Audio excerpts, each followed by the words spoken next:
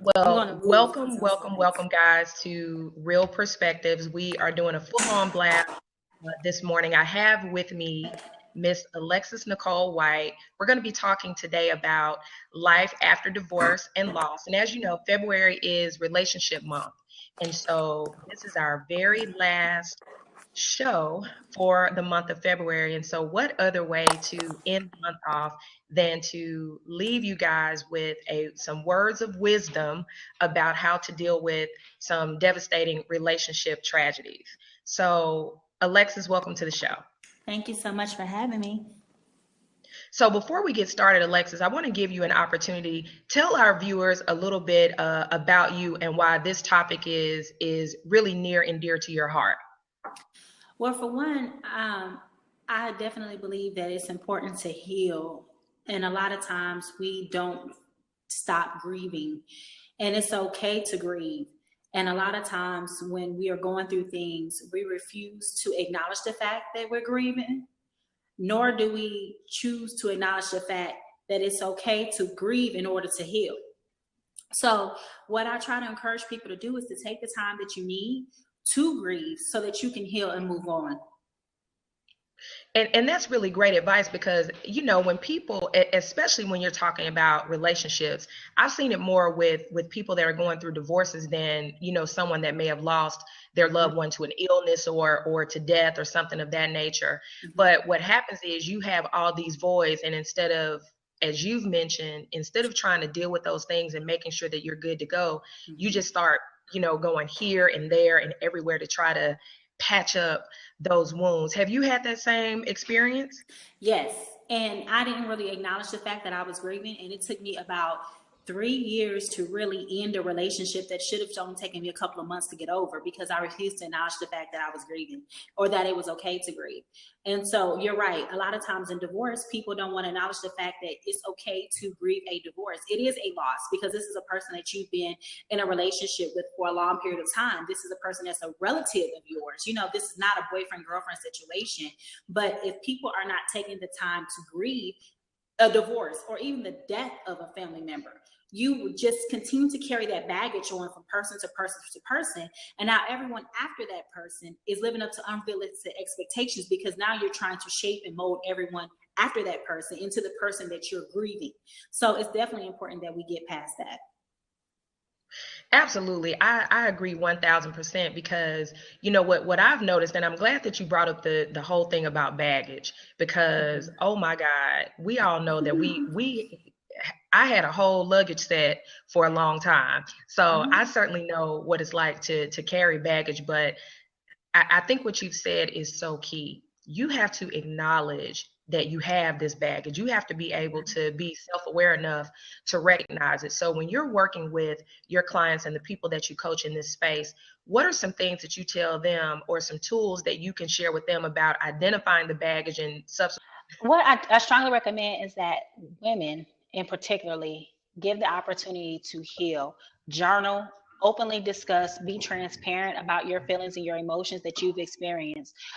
Oftentimes, we want to hold our baggage inside. We don't want to tell anyone. We're ashamed. We feel condemned. We feel um, humiliated that the things that we've gone through has affected us the way that they have. However, in order to really move forward, it is imperative that you speak out about those. Find a close girlfriend that you can communicate with, maybe your mother, someone. We definitely need to get you to open up about what it is that you're feeling so that you can acknowledge the way that you feel and you can prepare to move forward. But if you're not acknowledging that your feelings have been hurt, you felt betrayed, someone has hurt you, whatever the issue was that caused you to end a relationship, you're never going to move forward until you acknowledge and open yourself up and take accountability and accept what has happened, and also take responsibility for what has happened. Because at the end of the day, we saw the signs that things were happening and we just choose to ignore them. And oftentimes, if you look back in hindsight, the signs was waving you all in the face, slapping you around. You were caught all up in it, but you just chose to move forward and pretend that you didn't know or you didn't see it. So it's definitely important that you take that time to reflect and to heal and move forward.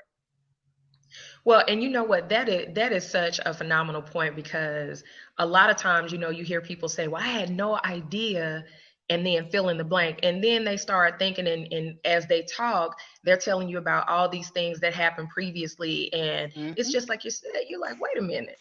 Why do you think that happens though? Why do you think that women in particular have this thing about overlooking those small cues that really you should pay attention to and maybe take an exit very early? I can tell you from personal experience that I've been victim of this. And I'm going to tell you why I've allowed myself to succumb to it. I wanted companionship. As you become older, a lot of times society tells us that if you're pressing 30 and you're not married and you don't have children, that your chances of having those things go down. So at that point, I want to be with anyone who wants to be with me, even if it's not healthy. So I've opened myself up to being in unhealthy situations and circumstances with people that don't have my best interests in mind, but I just gotta have somebody, because there are days where I feel awesome about being single, but let's be honest, no one likes waking up and going to bed every day by themselves. It feels good sometimes, but not every day.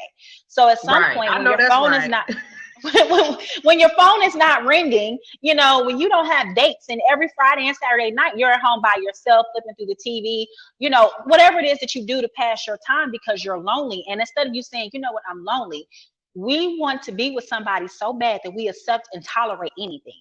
And unfortunately, that comes to our demise. So I'm a victim of this, and that's why I wrote my book, to encourage people.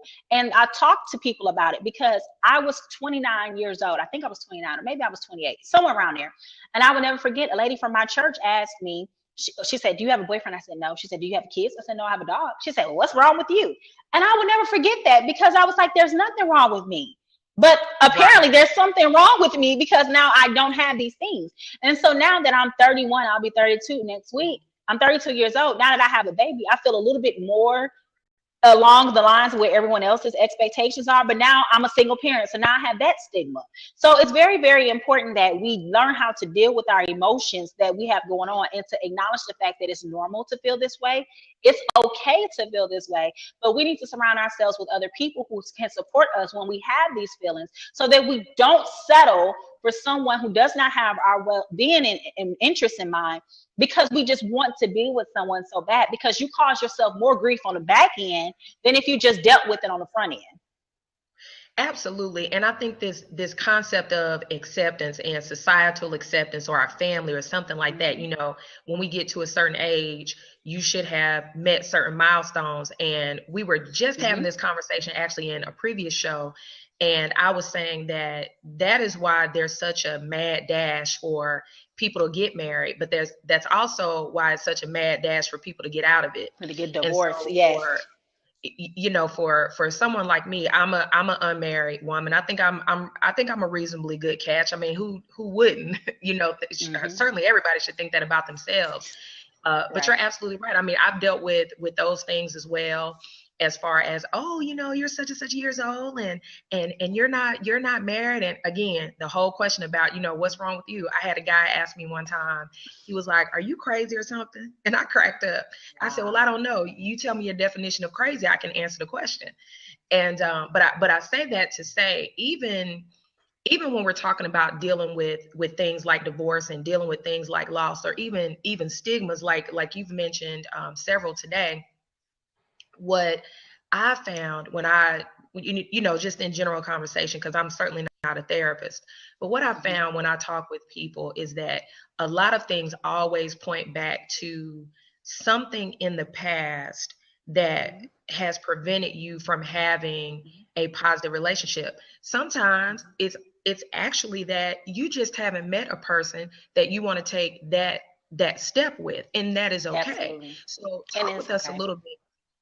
Before we get kicked off again, I want you to let our viewers know the name of your book, where they can find it, and then we can move on to answering that question.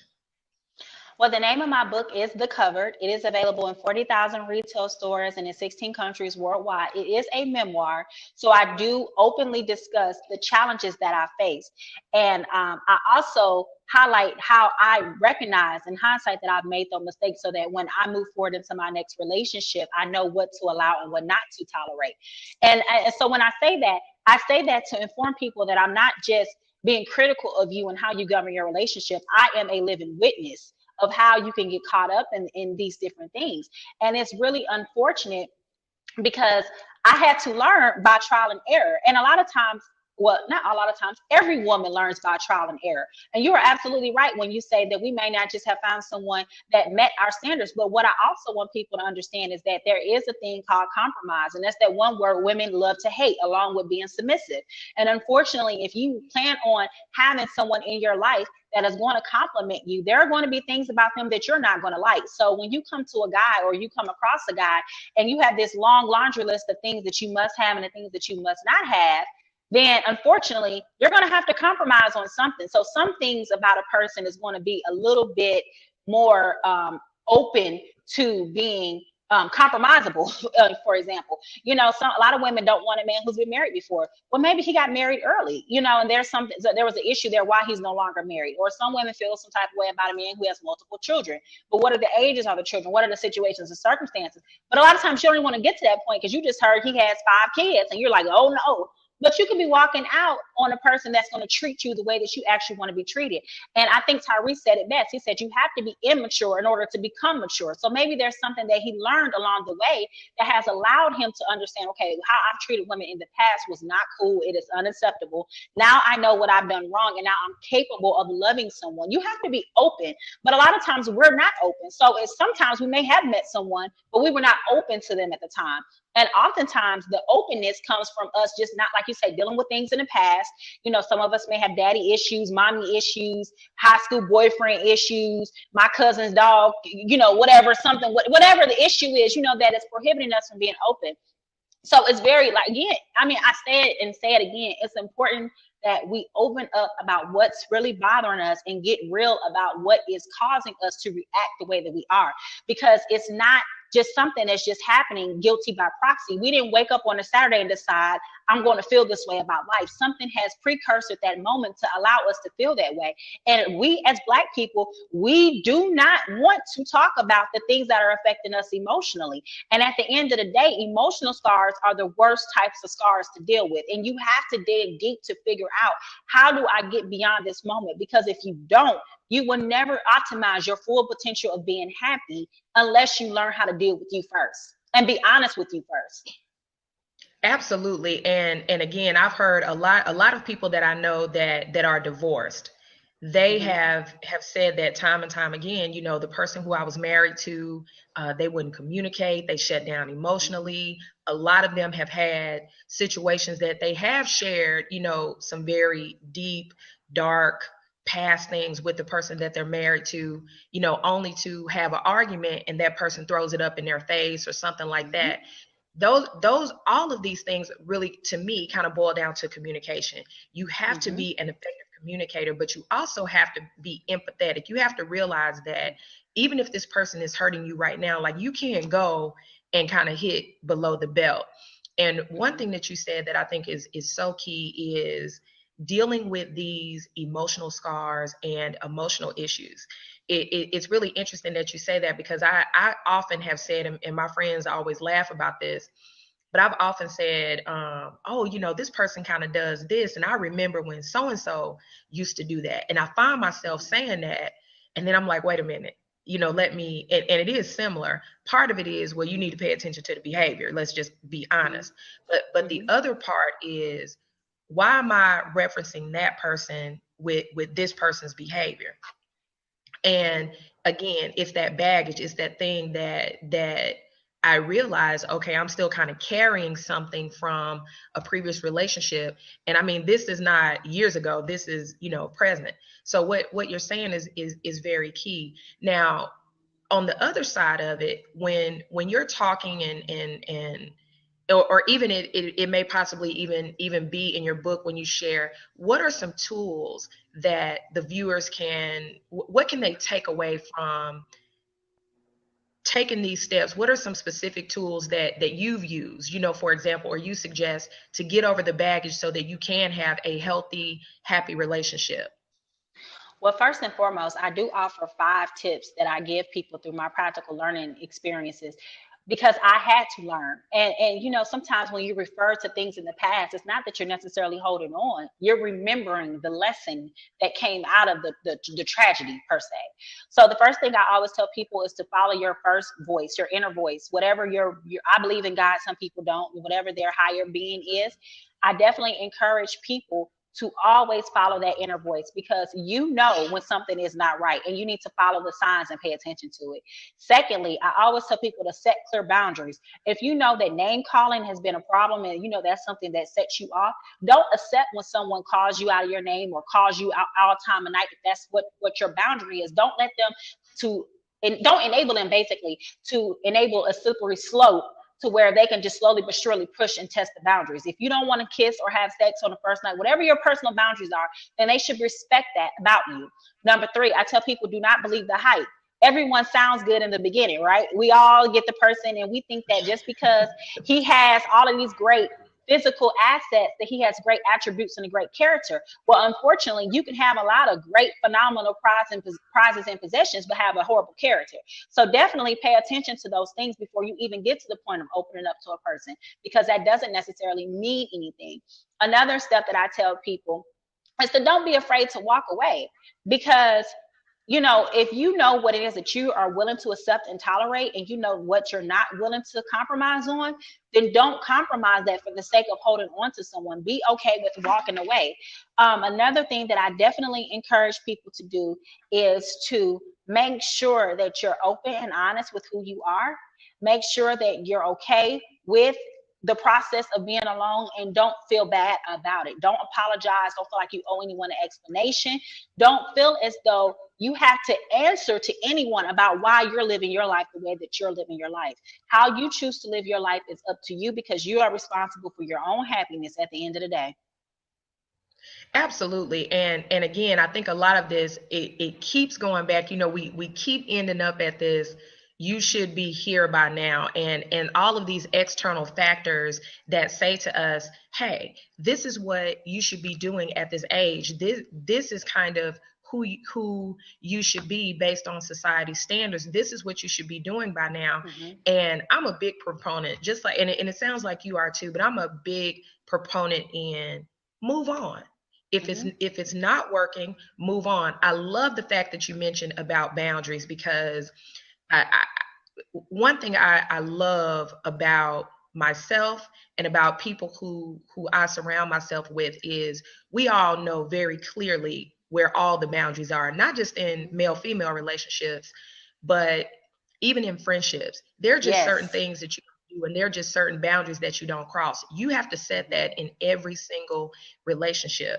Mm-hmm. Just like with your children, not to say that male-female relationships should be like parental relationships.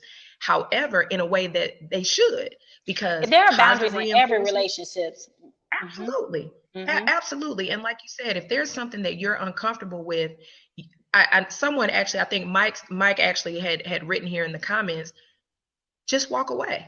If it's not working, someone's not meeting your needs, and especially if someone is not respecting your boundaries, you have to move on. But more importantly, and you said this and I love it, pay attention to the cues. They may not be red flags, but they are anything that make you kind of, you know how we like look to the side. Mm-hmm. Anything that makes you do that, you have to ask yourself, what is this?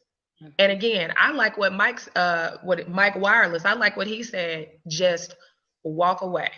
Walk away, walk away. Mm-hmm. That is so true. You have to be prepared to walk away, and don't feel bad about it. At this point, especially as you approach 30 plus, you know exactly who you are. And you know exactly what you're capable of living up to, and what you're capable of accepting and delivering, and things like that. And it's just important, we should really value friendship, which is something that we don't value because we're in such a hurry to get to the good part of the relationship. But if you don't lay the foundation as a friend from the very beginning, you're going to have a hard time mastering having a relationship, because a large chunk of that relationship is based on the friendship.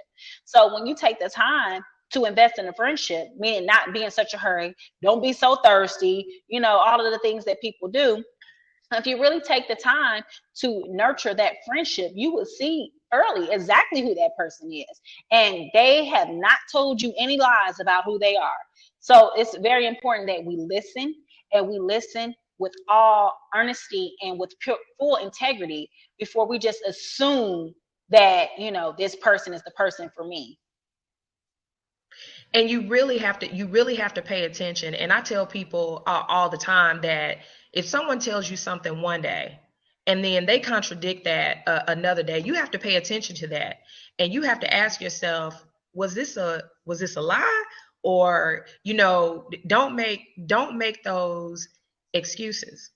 Do Mm-hmm. not make those excuses, because if you start to make excuses early for the small things, you'll continue to make those excuses even for the larger things. And that's Mm-hmm. what I think, at least for women, and I guess I'm saying this because I'm a woman, we tend to overlook things, exactly like you said. We want to be in a relationship, we want to be loved, we want to be revered, and all these things that society tells us that we should do. I don't think that we should do that at the expense of compromising boundaries. However, I know that a lot of times it happens. Mm-hmm. So in your experience, and I know we've had a few more people join, tell us one more time the name of your book and where they can find it. The Covered is available in 40,000 retail stores. So your Barnes and Nobles, your Books a Million, all your major retail stores. It is also available online and in 16 countries. So even if you're not in the United States, you do have the opportunity to purchase a copy of my book. So if they want to purchase a copy of Lex's online, where would they go to find it? They can go to Amazon. They can go, if you prefer ebook, you can go to Nook. You can go to Kindle. You can go to any place that sells books. I can guarantee you they have a copy of my book. Even the college students can purchase a copy of my book through textbooks.com and eCampus. Awesome, awesome. Okay, so back to this issue of boundaries. And I know we're really talking about recovering after you've Mm-hmm. lost. And so I know we're talking a lot about primarily divorce, because typically that's when there is a lot of baggage. So when we're Mm-hmm. talking about making those changes, what are some tips? Again, what are some things that, let's say that you've done this, you set your boundaries, you're back on the market after 15 years or whatever the time frame is, so the game is different. you've Mm-hmm. been out of you've been out of commission for a while. Okay, you've gotten over everything, you've looked at yourself, you've taken the 5 steps that Alexis tells, you've read Alexis's book. What are some things at that point, what would you suggest for people as they're getting back into the dating pool now that things are different? Maybe you had that scenario. I would definitely tell them to take your time. Don't rush into anything.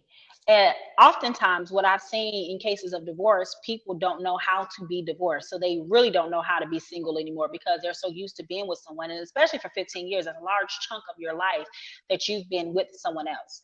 Take your time. It is okay to just have friends. It is okay to hook up and go to the bar once every 3 weeks if that's what you choose to do, or go bowling every other Friday, whatever your choice of scheduling your date life is. And it's okay to not have any expectations for what is to occur once that happens. You can get together and have a strictly platonic friend and build up your confidence in dating and getting out there and being seen on the scene again. But a lot of times people do not, exactly what someone just said, join a book club, volunteer, take a class. I mean, things that help introduce you into other people. But oftentimes that's not what happens when people divorce, especially men. They want to jump right back Yeah. into it. The ink might not even be dry on the paper yet, and they are already dating 29 other girls. So I mean, it's just really It sad. might, the paper may not even be signed yet. Exactly. You ain't even started the process yet, but in your mind. But then again, that's something that women need to understand too. When a man checks out, he's gone. That's it. It's no coming back from that. So don't hold on to it. Don't pray about it. It's not going to happen. You know what I mean? And I know that's a different conversation because a lot of times people believe that prayer changes things, and it does.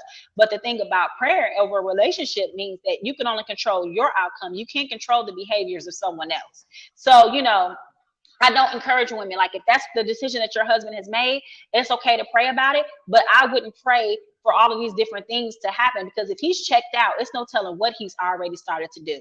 So you definitely have to be prepared to just take it slow and ride very, very, very slowly and tread lightly going forward. Yeah, and just like the comment made by HerTube TV about Yes. people, learn to enjoy your own company, get to know, go somewhere by yourself, get to know people. I think it's really important, again, to know who you are, enjoy your own company. People that know me know I don't have a problem. I'll probably stay in my room all day. It's just with the nature of what I do, I'm out a lot. And so Right. I do know a lot of people. I do meet a lot of people. Let's see. So Mike at Mike Wireless says, be honest. Don't change yourself just because the game changed. Dating is about learning and growing. I agree with that 100%, because it's just like when you have friendships, those relationships help you learn about you. Those relationships help, again, I believe in God as well. And, the Bible talks about iron sharpening iron. You have to be with people that are like you in the sense, but also people that can help you grow, people that can help you change, and people that can help make you better. And I do want to talk about one thing though that you mentioned. I know it was probably just a side comment, but I think it's something very relevant to this when you said, when the man checks out, that's it. Whether you fasting, praying, you at the prayer speaking night, in tongues, you talking to the prophet, or whoever it is, whatever it is that you're doing. When he checks out, he has checked out. Talk with us a little bit about what you mean by that, and what are some things that women can look for when a man has checked out, to know that their man has checked out. Well, number one, first and foremost, he's going to tell you. And it may not necessarily be verbal, it may be physical, it can be emotional, but when he has gone and left the building, he has gone and left the building. And a lot of times we don't want to accept, because we've invested so much of our time into being with this specific person, that we don't want to acknowledge the fact that when they're done, they're done. And when a man is done, and I know I keep saying that because it can get no more clear than that. You know what I mean? If a guy has told you he wants a divorce, he meant it. He wasn't just saying it to be emotional. He meant what he said, and he said what he meant. If you're in a relationship and you're not even married, and the guy says, this relationship is over, I don't feel like it's going anywhere, he meant it. Don't allow him to, well, I should say, my personal rule from learning is that when I'm done with someone, I tell you that if you're going to leave me, leave and don't come back. The door is not cracked. Don't come knocking on the door. Once you've made that decision to abolish this relationship, goodbye. I don't want you anymore. Don't think about me in that manner. And if you are thinking about me, don't tell me, because I don't care. Maybe that's just being heartless. But I've learned that when I've allowed the situation to not completely dissolve, then I've allowed myself to be open to emotional abuse. And what I mean by that is, you're calling me, oh, I missed you. You look good today. I want to see you. Then that leads to pointless sex. And then tomorrow you're still not changing your mind about the relationship. So for me, I have had to just leave it alone. Like if that's what you said, that's what you meant. I'm not going to try you anymore. Don't try me. I'm good. And that's just the best way that I can tell people to be, because otherwise you're going to subject yourself to a long list of rope that they're going to drag you by. Right. Absolutely. And we have some comments. Mike is saying that not all men are like that, and I think that's true. I think that it's true that all men are not like that, in the sense of they're trying to keep that door cracked so that they can come back. I think I was understanding that's when that comment came up. Mm-hmm. We do have a question. I'm trying to. Okay, I think it's going to come up. Okay, so it says, Alexis, can you speak about when you start a relationship and later the both of you change and realize that you are different, but stay because of familiarity? Yes. And that happens a lot. And one of the things that I just encourage people, that when you start off as friends, you give yourself time to really optimize the friendship. You can really understand what direction you two are really going in. And a lot of times we don't take the time to really fully optimize our learning capabilities to see what a person brings to the table and what they don't bring to the table. I know, for a good example, and I'm just speaking from personal experience, when I met my son's father, I was coming out of a horrible situation, which I detailed in my book.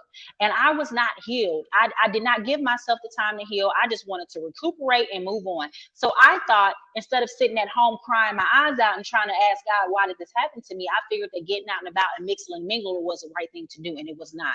Because what happened was, when I met him, he clearly explained to me that he was coming out of a situation. I clearly explained to him that I was coming out of a situation. As a result, we agreed to just enjoy a companionship. Okay. Now, that was fine then, okay? But fast forward 2 years later, I still want to be married and still have a relationship. He does not, okay? So to answer your question, that does happen a lot. But if you have that friendship there in place, it's no real hard feelings lost, because I know that he clearly told me that that's what he wanted for himself. And I clearly told him that that's what I wanted for myself. And maybe I didn't adequately explain that to him because I was coming from a position of being hurt. However, I can't fault him for being true to what he wants for himself and out of his life. Now, by the grace of God, we have a beautiful child. But had I really been sticking to my boundaries of what it was that I wanted, and sticking to what the things that I will accept and would not accept, then no, I would not have a child by him. You see what I'm saying? No, we wouldn't have gotten to that point, because it wouldn't have gotten that far. So to answer your question, a lot of times when you meet people, you are going to have a change of plans to happen. But if you really have that friendship in place and you are not eager to get married or rush down the line, you really just take it slow. If you do go 2 different ways, you guys can remain great friends. And who knows, later on down the line, that person may become the person that you want them to be. And maybe they will remember what it was that you said about them. And maybe they will also want to be with you, and you guys can work it out. Okay. We have another question. Another question from Mike Wiles. It says, "What's the best way to tell someone it's not working out that isn't too harsh, or is there no other way than just being blunt?" Oh my gosh, Mike.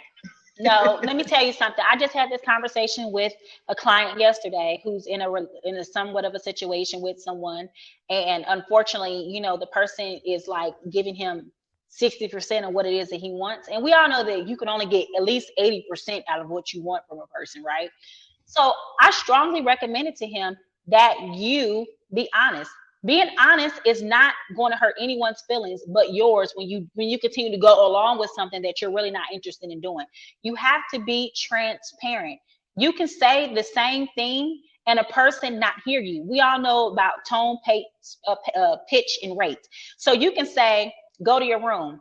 That has a total different connotation than "go to your room," or "go to your room." So it's different ways that you can say the same message and someone may not receive it. What I've learned is that guys are telling women that it's not working out, but you're cool enough for us to hang out with. And we are totally not hearing that. Because when you're still dating us and hanging out with us, sleeping with us frequently, buying us gifts, taking us on dates, all we see is that you are still interested in us, although you're verbalizing to us that you're not interested. So the only way for you to really let there be a clear indicator that something is not working out is for you to have that conversation. And it may be painful. It may be ugly. That person may not like you anymore. But the only way to walk away without hurting someone is to be honest with them. And sometimes being blunt is being honest with them. And you don't have to say it meaningfully to hurt their feelings, but you do need to be honest and say, "You know what? This is what I like about you. These are the things that I don't like about you. Because I don't like those things about you, I'm going to have to let you know that this is not going to work out for me. And I don't think that I can do you any justice." And at that point, if they don't respect you for your honesty, then it's something wrong with them. Absolutely. And the only thing that I would add to that, Mike, is that you once you've gotten to that point, you probably know the person reasonably well. Right. So you should know them well enough to know what's the best way to communicate bad news to this particular individual. What So blunt, if you know that the way that the person in the past has understood you is to be blunt, and again, blunt really is just, people give blunt a bad connotation. It's really more so, I'm just being Upfront. direct. Yep, And, upfront. upfront and direct. And there's nothing wrong with saying, this just isn't working out, because the person may say, well, I thought you wanted to do this and I thought you wanted to do that. But going in a relationship, you have to understand that it may not work out. It may not ever get to that point where you wanted it to be. And so you have to be comfortable and confident enough with that in saying, hey, this just isn't working for me anymore. I think Alexis makes a great point though, because as women, you could tell us that all day long, but if you're still operating as if things are still the same, a woman is going to say, he he was just bad, or he changed He's his mind, confused. or yeah, he's confused. He still wants me, or any of those things. So I think you have to definitely establish clear lines of communications up front. You have to figure out what's the best way to communicate with this person. And then if you have to deliver some bad news, at least you already know kind of how to do it. Because what you don't want to do is be in a situation where you've led this person on, and then you really have to be mean about it just to make them go away. And the thing is, though, is that we as women need to stop being so defensive when a person tells us that they're not the person for us. Because at the end of the day, it's not necessarily bad news just because that person's no longer with you. That means that you have the opportunity to find the person who genuinely matches you on a more of a compatible level. So we need to stop being so defensive when someone is not working in our favor. We know that. And we probably already saw that we're not cohesive on certain pages, but at the end of the day, we're just so in debt to being with someone that we've accepted it. And now we're taking ourselves through a whole process that doesn't have to exist. If you walk into a new relationship with no expectations, the thing is, if you don't ever hear nothing back from that person again, it is okay. You know what I mean? Like, you don't owe them anything. But the longer, like someone said, good to communicate the bad news early. If you hold on to that bad news, it does not get any better, because now I'm pissed that you wasted 6 months of my life knowing from day one you weren't really interested in me. Right, absolutely. And just like someone mentioned here about, you have to be at a level of maturity to be able to understand that it's really okay for the relationship to be over, and you can't take it as a personal failure. Like Hertube said, a lot of women take it personal, and that is something against them. When you have to be to that level of maturity to say, you know what, if it doesn't work out, it just doesn't. And that's the thing. I think if nobody gets anything out of this chat today, that's the thing we'd love for everybody to get, is that you have to come to a point where you say, okay, this may not work out, and if it doesn't, that's fine. Tell us one more time where to find the name of your book. I know they can get it anywhere where books are sold, and also share with our audience how to find you if they want to get in touch with you after our chat today. Okay. The name of my book is The Covered. It is a memoir. So honestly, everything that I'm sharing with you, it is based on real life, practical experience. I hold no punches. There are actually more men reading my book than there are females, which is amazing. You can find me on the web at alexisnicolewhite.com. I am on Twitter and Instagram at I am Miss Alexis. I am available on Facebook, MySpace, everywhere. I'm not really hip to the Snapchat thing yet. I know it's only 15 seconds, but I have a profile there and on Vine as well. Yes, it is The Covered, quote unquote. That is correct. Well, listen, guys, thank you so much for joining us. Again, I'm LeTonya Moore, host of Real Perspectives. We had a fabulous relationship chat today with Miss Alexis Nicole White, author of The Covered. Please support her, buy her book. Find her again on Facebook, Instagram, Twitter at I am Miss Alexis. Again, you can find out more about me. You can find out more about the show at www.opcoach.com. That's www.opcoach.tv. I am on Facebook under LeTonya Moore. I'm on Twitter at OpCoach, also Instagram under LeTonya Moore. Let us know a lot more. Again, continue to follow the show, subscribe to the Blab. We're here every Saturday at 10 a.m. February was Relationship Month. I want to definitely give out a shot to HerTube TV, who is our moderator today. Thank you so much. And until next time, guys, again, I'm LeTonya Moore with Real Perspectives, where we seek real people with real issues and real solutions from real perspectives. Talk to you soon, Alexis. Thank you. Talk to you soon. Bye, everyone. Thank you.